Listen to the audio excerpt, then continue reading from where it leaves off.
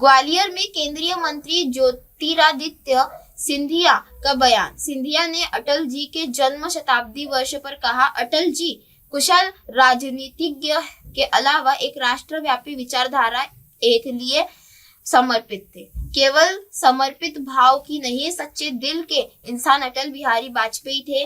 उनको नमन करता हूँ। उनके दिखाए गए पथ पर, मेरी आजी अम्मा के दिखाए गए पथ पर चलने का संकल्प मैंने लिया है। सिंधिया कांग्रेस के खराब सड़कों के प्रदर्शन पर कहा, इतने साल उन्होंने मध्य प्रदेश के गड्ढे में ढाल दिया, उसको भरने का काम जीवन भर भी कांग्रेस करेगी तो पूर्ण नहीं हो पाएगी। जो मध्य प्रदेश का हाल 20-25 साल पहले था और आज का मध्य प्रदेश, इसमें जमीन आसमान का फर्क आ चुका है। हमारे मुख्यमंत्री मोहन यादव जी, उनके पूर्व शिवराज सिंह जी, प्रधानमंत्री नरेंद्र मोदी जी ने नेतृत्व में एक विशाल परिवर्तन मध्य प्रदेश में आया है। ऐसा क्रांतिकारी परिवर्तन मध्य प्रदेश में देश के विकास और प्रगति की कड़ी में अपना संपूर्ण योगदान दे रहा है। एमपी भव्योदय समिट को लेकर कहा, कल का दिन खेल लो, 2 लाख करोड़ से ज्यादा के निवेश घोषणाएं नहीं हो रही है, बल्कि साकार रूप दिया जा रहा है। यह एक ऐसा मध्य प्रदेश है जो किसानों के लिए, नौजवानों के लिए, हर एक व्यक्ति के लिए विकास और प्रगति लाने वाला मध्य प्रदेश है। मैं ग्वालियर की बात करूं, जहां आप खड़े हैं, एयरपोर्ट, अगर प्रधानमंत्री जी का आशीर्वाद नहीं होता तो यह संभव नहीं हो पाता। सिंधिया ने कहा, सड़कों का भी इंतजाम हो रहा है। आपने देख लिया है कि पहली बार किसी जन सेवक ने पारदर्शिता के साथ काम किया है। लाल, पीला और हरा सारे आंकड़े आपके सामने रखे हैं। इससे वृद्धि भी आई है जो मैंने अपने समक्ष रखी है पिछली समीक्षा बैठक में, और यह समीक्षा बैठक लगातार चलती रहेगी। मैं मोहन यादव जी एक साथ मिलकर ग्वालियर को नया रूप देने में के लिए संकल्पित हूँ। केंद्रीय मंत्री ज्योतिरादित्य सिंधिया ने घर के बाहर बैठकर धूप सेक रहे 90 साल के बुजुर्ग की मौत के मामले में कहा, मेरे संज्ञान में मामला आया है कि इस पर कार्रवाई करूंगा। ग्वालियर के लिए,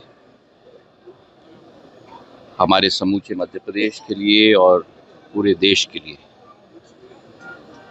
एक बहुत ही महत्वपूर्ण दिवस कल का दिवस है। ग्वालियर के सपूत, ग्वालियर के माटी के ही सूरज, भारत रत्न स्वर्गीय अटल बिहारी वाजपेयी जी की शताब्दी वर्ष की जयंती है। आज शाम को भारत के गृह मंत्री अमित शाह जी ग्वालियर आ रहे हैं। कल अभ्युदय मध्य प्रदेश का कार्यक्रम उनके स्मृति में आयोजित किया जा रहा है और उनके जो सिद्धांत थे, राष्ट्रीय भावना की, अंत्योदय की, विकास की, प्रगति की, उसी के आधार पर प्रधानमंत्री जी के नेतृत्व में, मोहन यादव जी के नेतृत्व में आज मध्य प्रदेश प्रगति के पथ पर अग्रसर है। गृह मंत्री जी का स्वागत करने के लिए समूचे प्रदेश की जनता आतुर है और कल का कार्यक्रम भव्य होगा। कल का कार्यक्रम अटल जी की स्मृति में एक नक्षत्र की तरह इतिहास के पन्नों में रखा जाएगा, यही कामना हम लोग करते हैं। और सच्ची श्रद्धांजलि उनकी जयंती पर होगी जब हम सब उनके सिद्धांतों के आधार पर अपना जीवन का ज्ञापन करें। सिंधिया परिवार का एक बहुत घनिष्ठ संबंध भारत रत्न स्वर्गीय अटल बिहारी वाजपेयी जी का रहा है। उनके साथ राजनीतिक संबंध तो था ही, पर पारिवारिक संबंध था। एक पीढ़ी का नहीं, 2 पीढ़ी का नहीं, लेकिन 3 पीढ़ियों का। उसका उल्लेख भी मैं करूंगा, पर एक व्यक्तिगत संबंध हृदय में सदैव रहा था, आज भी है और जिंदगी की आखिरी सांस रहेगा।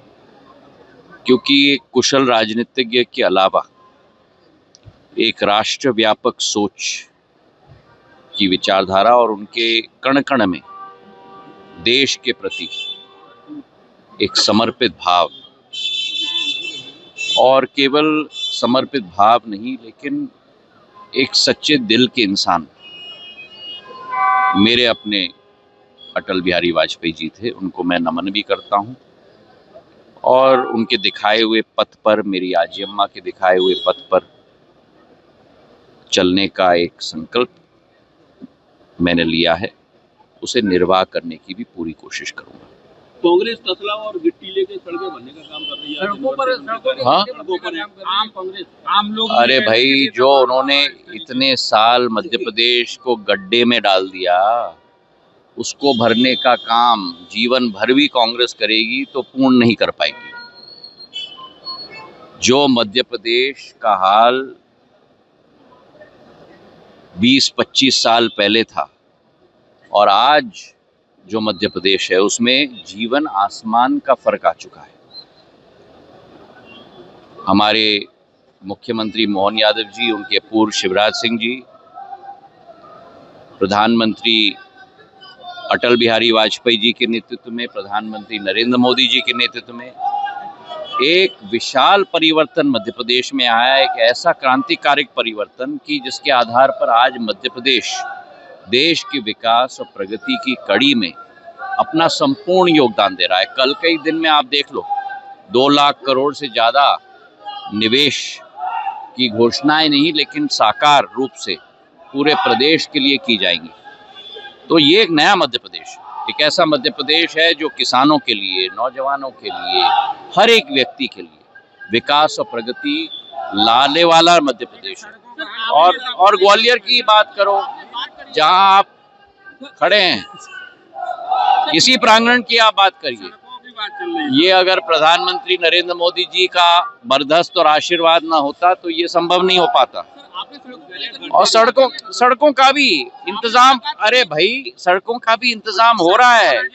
आपने देख लिया है कि पहली बार किसी जनसेवक ने पारदर्शिता के साथ आपके साथ काम किया है।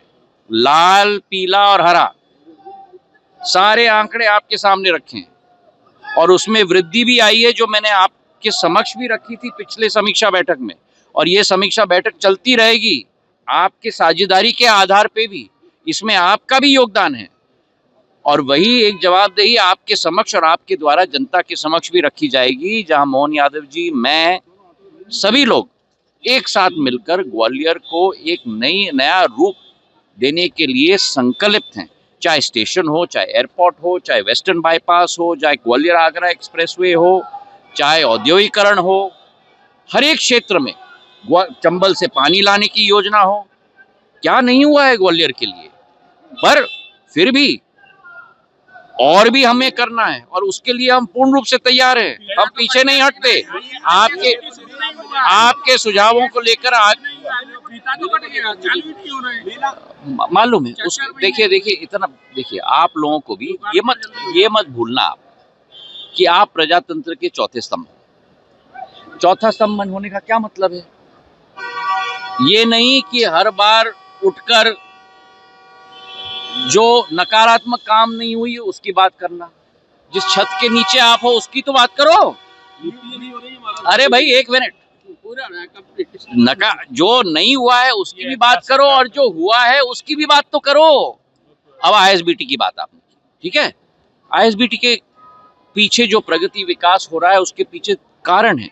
क्या होता है कि आपको भी समझना है कि जब शहर बढ़ता है तो बढ़ते हुए शहर के आधार पर, मैं उदाहरण आपको दे दूं, जब माधव महाराज ने यहाँ रेल लगाई थी, माधव महाराज ने यहाँ सड़कें लगाई थी, माधव महाराज ने यहाँ बांध बनाई थी, वो इस समय की जरूरतों को मद्देनजर रखते हुए नहीं किया था उन्होंने। अगले 100 साल, अगले 150 साल, पशु मेला 1905 में लगा था, कल गृह मंत्री जी उसका उद्घाटन कर रहे हैं, आज भव्य रूप मिला है। तो वैसे ही आईएसबीटी भी हमने जो बनाया है वो केवल आज के ग्वालियर के नहीं, अगले 25, 30, 50 साल के ग्वालियर के लिए बनाया। अब उसमें क्या संकट है? संकट ये है कि शहर से आईएसबीटी तक पहुंचने के लिए लोगों को किराया देना पड़ रहा है। अभी उसके बाद वहाँ से हम बस पकड़ते हैं, ठीक है। तो लोगों में भी थोड़ी अभी हिचक है, समय लगेगा उस हिचक को भी निकलने के लिए, आवागमन की सुविधा को बनाने के लिए। उसके लिए हम क्या सोच रहे हैं कि हम लोग ई बस लाएं। अभी तक ग्वालियर के लिए ई बस का कोटा नहीं आया है, अब अप्रैल के माह में ई बस का कोटा आपके आशीर्वाद के साथ शायद वो भी हमें मिल जाए। ई बस मिलेगा तो सुगम हो जाएगा शहर के सेंटर से ISBT तक पहुंचने के लिए। तो थोड़ा समय लग रहा है, पर इसका मतलब नहीं कि आप ISBT पर भी कटाक्ष कर दो। इतना सुंदर बना है 60 करोड़ का, वो देख अब चालू इसलिए नहीं हुआ है, चालू तो होने के लिए आज तैयार है। आप जाओ ना, चढ़ जाओ बस में, वहां से क्यों नहीं जा रहे आप? जाइए ना आप। अरे अधोसंरचना तो बना दी है ना, बस भी है वहाँ, बस की कोई कमी नहीं है, प्रशासन ने बस को भी मूव कर लिया है। कठिनाई क्या है जो मैंने आपको उल्लेख किया अभी? कठिनाई ये है कि उसके लिए आपको किराया देना पड़ता है ISBT तक पहुंचने के लिए। वो हर वाहक के लिए आज कठिनाई है। उसका समाधान होगा जब ई बस हम लोग लेके आएंगे शहर से ISBT तक लोगों को ले जाने के लिए, तो होगा, आप चिंता मत। हाँ, घर के दरवाजे पे डंपर अंदर सड़कों पे अब वो आप मुझे सूचना दीजिए, उसका भी मैं हल निकालूंगा। आपका काम है उजागर करना, मेरा काम है सार्थक काम करना। यही भागीदारी हमारी चलती रहे। Thank you. थोड़ा एयरपोर्ट का तो कह दो, अरे एयरपोर्ट का तो कह दो।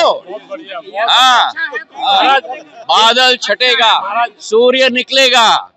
और महाराज एक मिनट। नमस्कार, मैं हूं Abhishek Bachchan. Keep watching MNS news. आप देख रहे हैं MNS न्यूज, सच जरूर।